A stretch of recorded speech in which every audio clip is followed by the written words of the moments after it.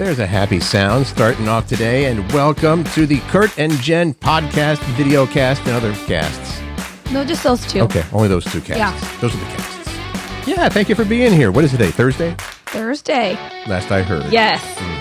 Thursday, and we have a plethora of things to cover today. Do you like that? I like plethora. You went with plethora. That was wonderful. Things like we're going to find out, do coffee drinkers live longer? I want to know that. I do too. Something we do while flying that pilots say is rude. It's a surprising thing, too. There's a college in England offering a class that we should all get an A+ in, even before we take the class. You won't even believe this class. Like, I can't even believe they're offering this class. A class, in air quotes. Jennifer Lopez has a collection of something worth $17 million. What do you think that is? I know what it is. I know you know what it is. And then our question of the day, the Curt and Jen question of the day. What's one item you can't live without? All that stuff coming up. Here we go. All right, so we're starting off with a couple of kind of sad stories, but these are just important to know. But they're topping the news. They're like the top news stories that you cannot escape, so we just want to give you a little something about them. And I'm going to say this is not a sad story because Jimmy Carter led an exemplary life, period. Oh, my gosh. He was, not just after, mostly, during his presidency, but then after. Yeah, he continued to do humanitarian causes and everything. So anyway, of course, you probably heard that he passed away, and he had a 6-day farewell to the nation where he's lying in repose in state, right? Right. Okay, well, that wraps up today, and he's going to be buried in his hometown of Plains, Georgia, but not before he gets a state funeral at Washington National Cathedral. Okay. Yeah. So that happens today. And everybody, all the living remaining living presidents will all be there. And, as they should be. Yeah, there's 5 of them. I'm not going to name them. You should know who they are, all 5 living presidents. Now, the fires in California, wow. I mean, just... You can't even believe... If you have not seen these images, they are... It's devastating.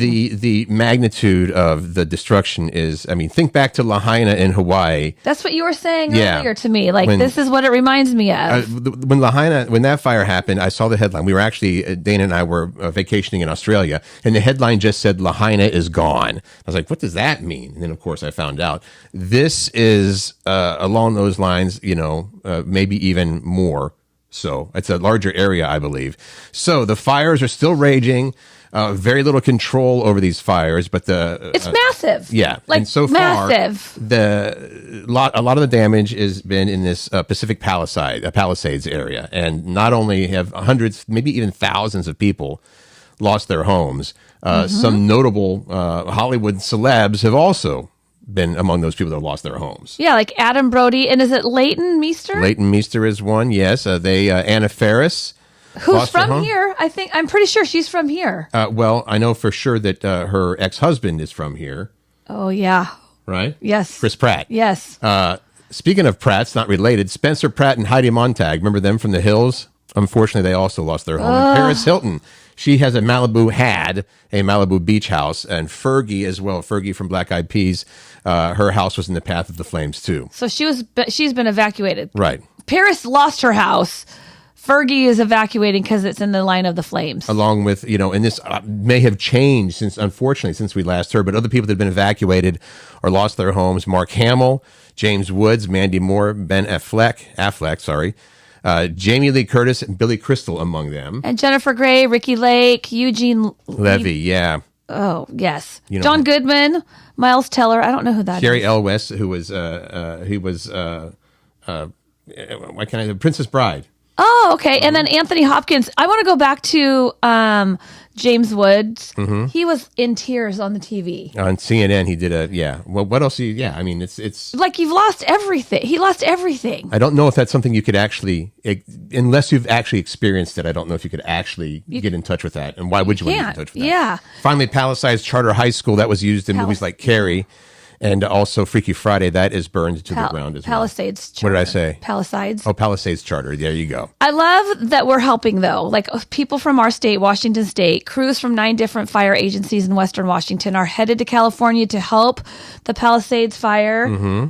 Pat, my boyfriend, is not one of them, But he would absolutely go. in a heartbeat. Yeah. Yes. And also, Washington State Department of Natural Resources said they're sending additionally 35 firefighters and 10 engines to California. And then World Vision, who we know and love, we worked with when we were over at Star 101.5, of Western Washington, is sending additional resources and vital supplies as well, like diapers, toiletries, plushies for the kids, which seems silly, but they need some kind of comfort, right? Yeah, absolutely. And then beds and bedding and all the things that you need to regroup and survive for How do you now. explain to your kids while you're going through such grief as well that, hey, guess what? The house is gone and geez. So thanks to World Vision for all they do. And along those lines, we're going to say that this is important information to have. One of the most, obviously, I guess now, one of the most Googled things right now from coming out of the state of California is, what do I put in my, go bag? Yeah, I call it a jump bag. Yeah. That's what they call it. So if you have to get out immediately. In case of a fire, these are the things that the professionals are saying that you should consider packing if you need to leave fast. Which Food is good and to know water. for us as well, because, it could happen Food and anywhere. water is the obvious. At least a 3-day supply of non-perishable foods plus 3 gallons of water per person. Per person. They say have a map and at least 2 evacuation routes planned out. Medications, if you need them, make sure you've got those packed as well.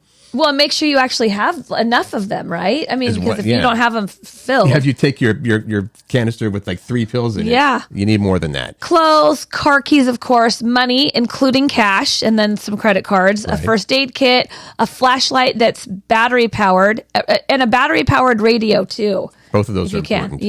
Copies of important documents, obviously, grab those, and some pet food. You got to remember, and water, special water, not special water, but extra water just for the pets. And so valuables that are also easy to pack and carry if you want to grab things like family photos, stuff you can't replace, your computer, any chargers you might need. Those don't sound like those are in the jump bag, but those are things that you should be prepared to. If you have the ability to just have grab and go. And of course, crazy, man. Our thoughts go out to everyone and what they're going through right now. I do have a friend, Jennifer, down there who is, they send these pictures. It's like, well, here's where the fire is. And I look and go, get out, but it might be. It looks so close. Yeah, but they're like, she's waiting for evacuation orders or whatever. So again, I hope it gets under control soon. Yeah. Yeah. Okay. We're just sending our thoughts and prayers out to those people because, man, I cannot even imagine. It's scary, scary, scary. On so, to hope they have some peace. Some lighter fare, right? Yes. Do coffee drinkers live longer? Curt, tell me if me starting to drink coffee 2 years ago or 3 years ago, whenever I did recently, is going to pay off. You just started drinking coffee 3 years ago? Yeah. Prior to that, your whole life you didn't drink coffee? No, never. All right. Never. Well, this is a study here, and it always starts with a study found. Yes, having coffee in the morning could help you live longer, but if you keep drinking it all day, maybe not. So again, it sounds like right here is another thing where it's like, it's all about moderation. So it's going to pay off is what you're saying. Scientists tracked people's health for 10 years, split them into 3 categories: people who only drank coffee in the morning, people who drank coffee all day, and people who didn't drink it at all. And guess what? The morning coffee drinkers, they had a 16% lower risk of dying for any reason. And a 31% lower, risk of dying from heart disease. Oh. Compared to the non-coffee drink. But the benefits disappeared for people who drank coffee all day. Not good. So having your last cup before noon, it says, could save your life. Dun, dun, dun. So basically, moderate coffee drinkers saw the biggest benefits. Mm-hmm. That's what this is saying. So keep on drinking your coffee. They define moderate. I want to make sure people know that. Moderate. As 2 to 3 cups each morning. I only have 1 cup a morning, but I also put some sugar in it and some cream. Now, so that's probably going to be like, sorry. The question is this what you consider a cup? No, that is not. Coffee? Mine is like this little. Is it actually mug? It's a mug. Measured cup of coffee. No, because when you actually do that, say I want a cup of coffee. It's like, well, here's what actually a cup is. You're like, no, it's probably I probably have 3 cups in one. Okay, all right. Well, keep it up because you're going to live longer than everybody else. Okay, there you go. Drink water later in the day, by the way. Oh yeah, drink water all day. Here's the college course we were talking about earlier, and we said, you know what? I cannot on this. A, how does this even exist? And B, wouldn't you be able to get an A+, like, even before setting foot in the class? Here's the class. Go ahead. How to make a phone call. This is in England. How to make a phone call is a college class that you will pay thousands of dollars for. Nottingham College in England offers this how to make phone calls class. The main focuses are phone etiquette and phone confidence, and apparently, A lot of the people going to this college in England, some of the kids are just 16 and they are uncomfortable making actual phone calls. I mean, I don't know what it's like to live in a world where you could have grown your whole life just texting people. Well, I will tell you something, having two daughters. They did not want to make phone calls. But here's what I did. I made them. They're like, can we get da-da-da for dinner tonight? I'm like, yeah, but you have to call and make the order. Ooh. I don't want to. And I'm like, then you're not eating it. That's the thing. And I guess it seems ludicrous and comical to me. It's like, well, yeah, you just call up and say, here's what I want to do. So there was a poll that was done last year, again in England. It found 70% of people under 35 prefer texting, and 23% say they never answer their phone. And 23, that's almost a quarter of the people are not answering their phone. And here's what one student said. They said, phone calls are hard because you have to talk off the cuff. The cuff, rather. Talk off the cuff. Texting is easier because you can think about the right way to approach someone. You're going to have to communicate verbally with people for your entire life. How is talking on the phone any different than if you go to talk to somebody at work or in a class or anything like that? It's off the cuff, right? Yeah. Yeah. You have to know how to have a conversation, whether it's on the phone or in person. The people that are uncomfortable with making phone calls, if you feel that way, then you have telephobia. There's a name for it. Telephobia. And maybe you should sign up for that class. Maybe your girls need to sign up for that class. No, anyway. Can I just tell you, for real, this is... It's going to seem very biased. Both of my girls are very good on the phone. Good. They are. I mean, yeah, Macy doesn't hesitate to call. Macy's my youngest. She's 15. Right. She doesn't hesitate to.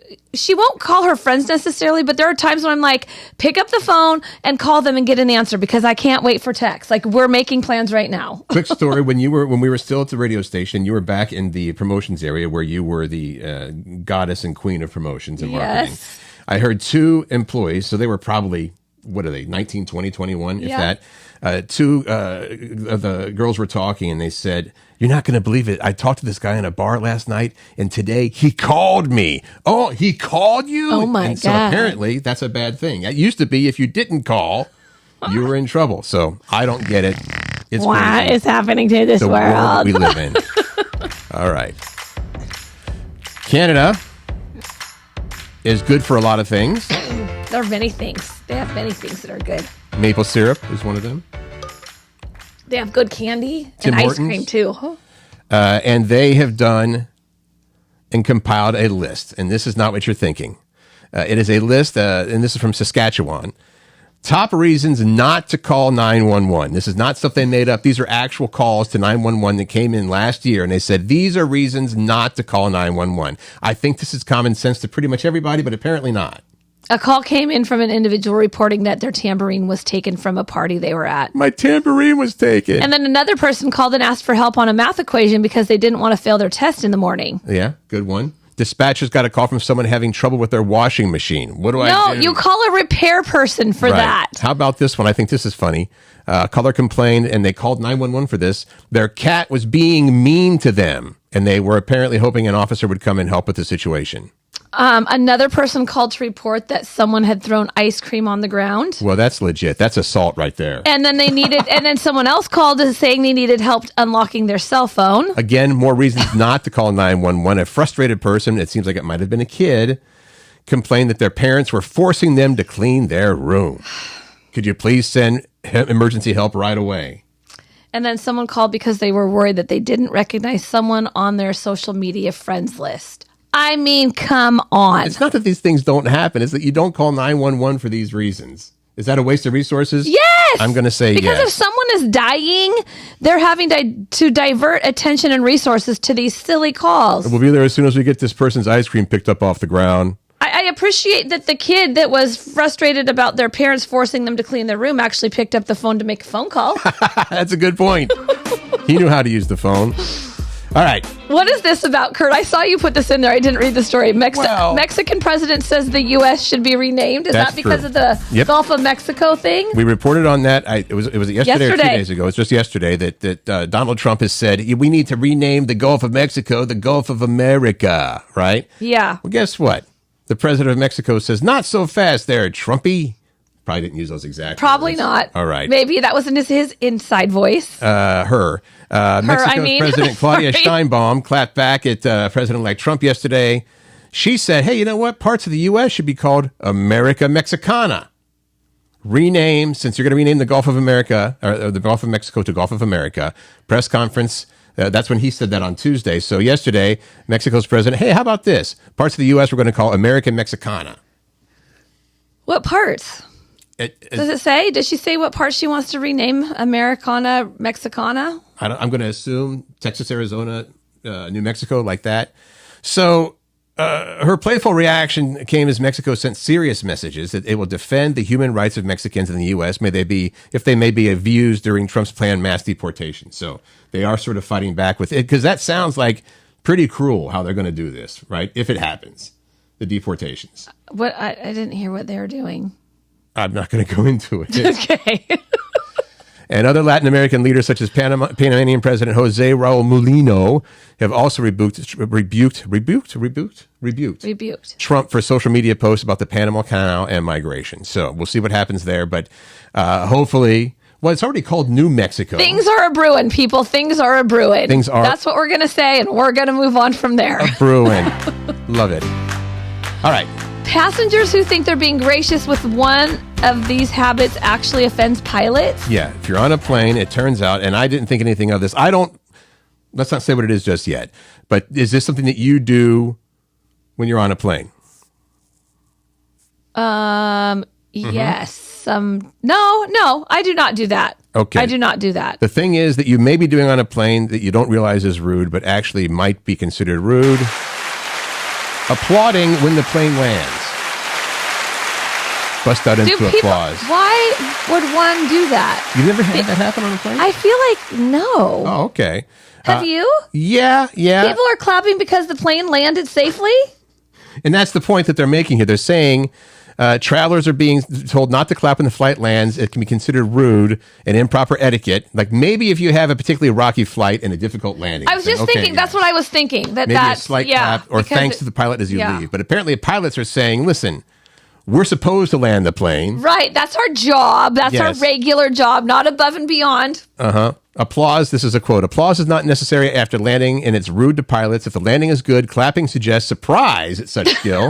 I thought just being nice. And if the landing is bad, applause would be insultingly sarcastic. Like, oh, nice landing. Yeah. Okay. Note to self. No more applauding on planes. Well, not just on landing. Because there's some fun things that happen on planes where you applaud, like someone gets engaged or someone's celebrating a big anniversary or something. How about when the person, when the flight attendant doing the talk beforehand does it in kind of a fun way? Yes, applauding for that too. Yeah, they do it. They do it in the form of a rap or a poem or something like that. Let's talk about Jennifer Lopez now. Oh, the collection that she has. She has a collection worth, and you found this, $17 million all overall. Yeah, and this is 6 items. Yes, it's her engagement ring collection. She keeps her engagement rings, even if she doesn't get married. And she has 6 of them. Let's go through the lineup, shall we? Shall we? Yes. So Ben Affleck, finally, their divorce went through on Monday. Mm-hmm. This is the second divorce, right? Did they actually get married? Now I'm not remembering. Mark Anthony. Okay, hold on. Let's go through this. Okay.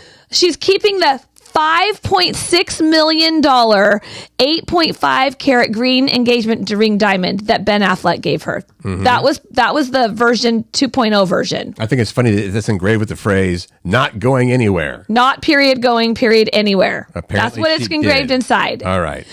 J-Lo supposedly, so she keeps all her rings. She has a $130,000 ring from her first husband, Ajani Noah. Cheap. That guy was cheap. He was her dancer, right? That's what you said? No, Chris Judd, the next one, was her second husband. She upgraded to a $200,000 rock with her second husband, Chris Judd. Mm-hmm. Her first ring from Ben Affleck was worth $2.6 million, but they never made it to the altar. Right. Husband number 3, Mark Anthony, put a $6.5 million ring on her finger. Then her ring from Alex Rodriguez was only worth $2 million. Come on, Alex, step up. They never got married on that one either. Nope. And then this ring from Ben, the 2.0 version ring that was $5.6 million, joined the collection. Altogether? $17 million. Yeah. There you go. Now you know. I put that in there because I thought it was just interesting. It's like a good girl story. Like, what? Is she ever going to 6 engagement rings? And what exactly? And what are you going to do with them? I don't even know. Maybe, you're not going to wear them. Maybe the wedding rings, I don't know. Don't those all represent like, whoops, this didn't work? Yeah. Badness. I guess that seems like that would be some bad juju you're keeping in your life. I'm not sure. Tell me about this Jimmy John's thing. So they're bringing back an item that they had gotten rid of, but they're bringing it back in a very big way. Please. So the whole thing is we're less than, 10 days into 2025, and already Jimmy John's is helping us, like, not keep our New Year's resolutions by providing on their menu ranch soup, ranch dressing soup.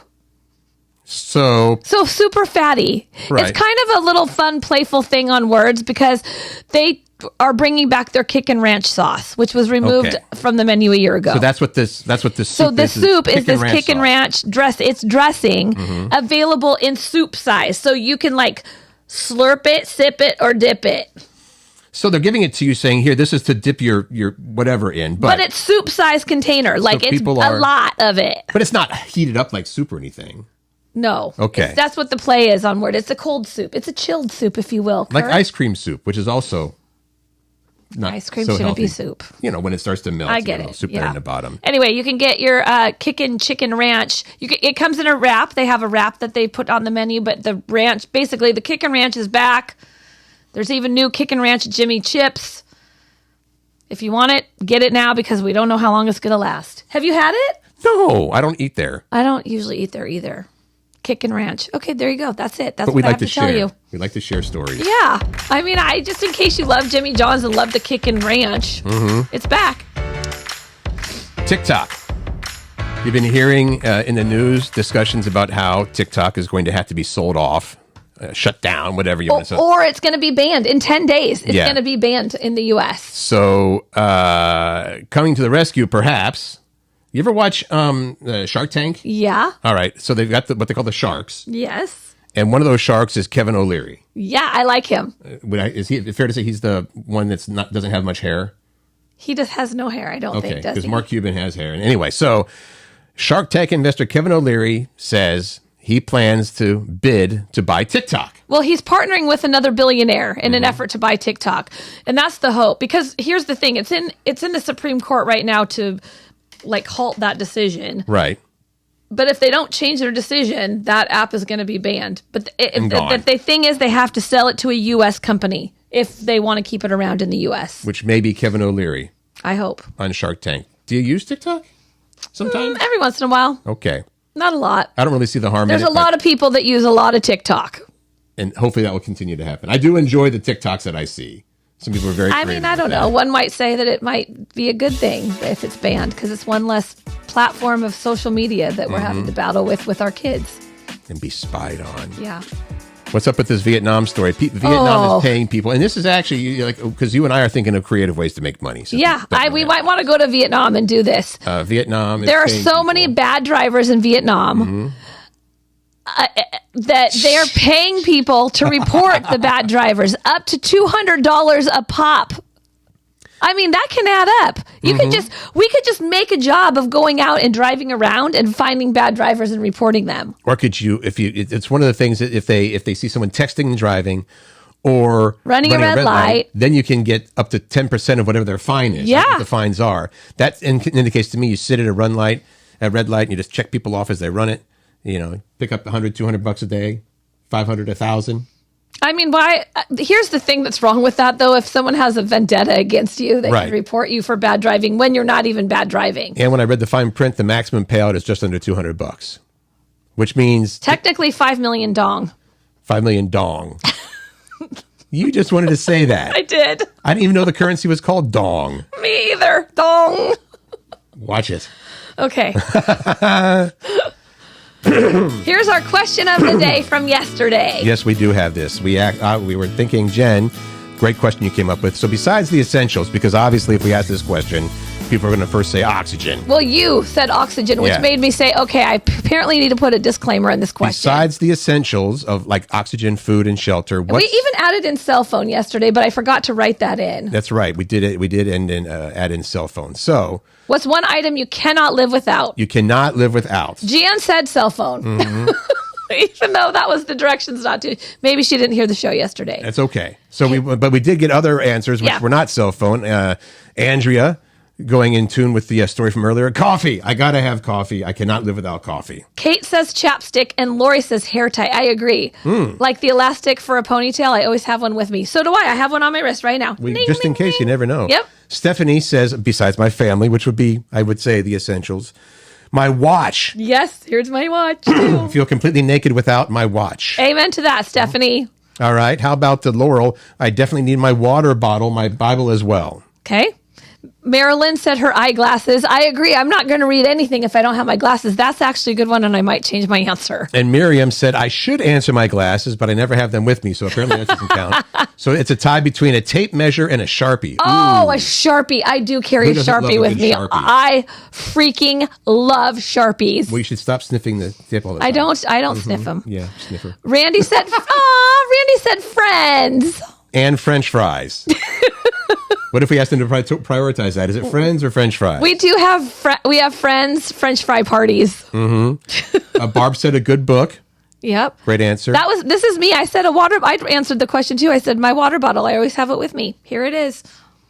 But my glasses probably, I don't know. That's a tie. That might count as an essential though. Water or glasses? Glasses. To see? Okay. Yeah. We'd have to say. Right. And I've had a whole 24 hours to think of this, and I really haven't come up with anything. I'm trying to think if there's anything that I can't live without. Your Kraken sweatshirt. Okay, there we go. Kraken gear. And Kraken hockey. How's that? There you go. Yes. All right. I like this one as well that you found, Jen. They asked. I really like this one, actually. Almost everything in our lives can be tracked now. You know? Yeah. And someone asked the internet, so, all right, let's just assume that someone is keeping track of everything in your life. So upon passing, on your death, what statistics about your life would you like to see? Yeah, and so here are some of the answers that are very creative, and I really like them. I do like. How many times I almost died without realizing That's one that I think I reflect back on. When something bad happens, like say you get into a car accident, it's easy to say, oh, if I'd only left 2 minutes earlier, this wouldn't have happened. However, if you'd left 2 minutes earlier, something worse might have happened. Yeah. And you never know how close you were to, almost dying. That's a good one. How many times, here's another one they said, a stat they want to see on their death. How many times I'd made someone feel good about themselves? I like that one a lot. That is a good one. And here's one. I found out later in life that there was somebody attracted to me in high school. Oh, the number of people who were attracted to me, well, I had no idea. I never asked Kim out. I was way too shy. Curt Cruz. I think it was at the 10-year reunion. She's like, I always liked you. I don't know why. It's like, oh, because I'm a dope. You did like me? Top 5 songs I listened to, and plus how many times I'd heard each song. I think that would be super interesting. Right, because you probably think it's one of your favorites, but it's going to turn out you happen to hear, Baby Shark or something. Or how many times you watched a movie. Because I think people watch movies over and over again.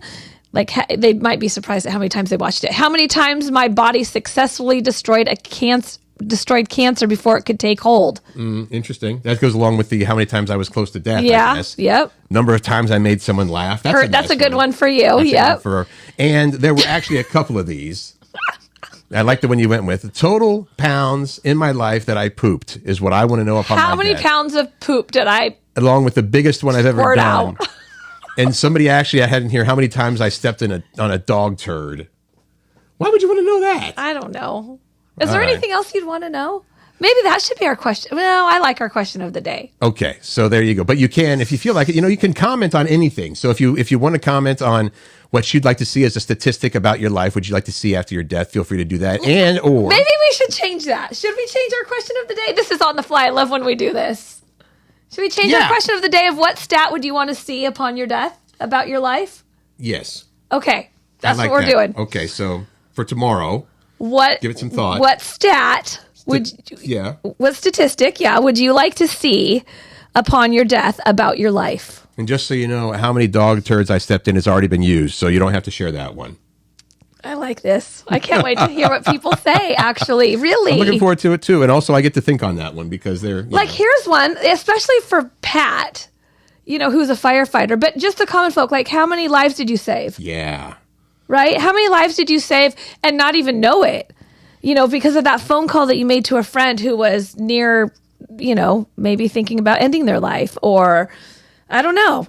There's lots of good ones, that's right? That's a very honorable one, yes. Because I think I shared with you before that I think that at my gravesite, right, after I've passed away, I want to have a motion-activated fart noise maker. So when people walk by, they hear...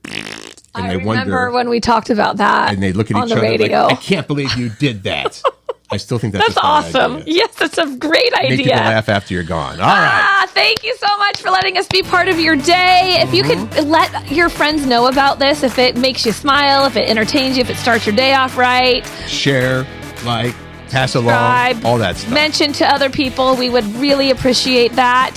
Thank you so much. In the meantime, have a great day. Make good choices. Find joy, spread kindness, and find ways to laugh.